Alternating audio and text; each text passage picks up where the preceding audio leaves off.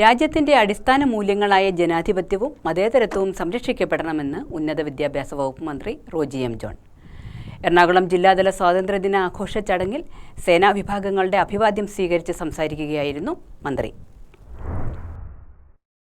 എറണാകുളം ജില്ലാതല സ്വാതന്ത്ര്യദിനാഘോഷം നടന്നത് collectorate parade ഗ്രൗണ്ടിലാണ്. ജില്ലയുടെ ചുമതലയുള്ള മന്ത്രി റോജി എം ജോൺ ദേശീയ പതാക ഉയർത്തിയതോടെയാണ് ജില്ലാതല ആഘോഷങ്ങൾക്ക് തുടക്കമായത്. തുടർന്ന് മന്ത്രി വിവിധ സേനാ വിഭാഗങ്ങളുടെ പരേഡിൽ അഭിവാദ്യം സ്വീകരിച്ചു. പ്രധാന കമാൻഡർമാരായ കോസ്റ്റൽ പോലീസ് സ്റ്റേഷനിലെ IOP Vipin Das, second in commander RS Sunilkumar എന്നിവർ പരേഡ് നയിച്ചു.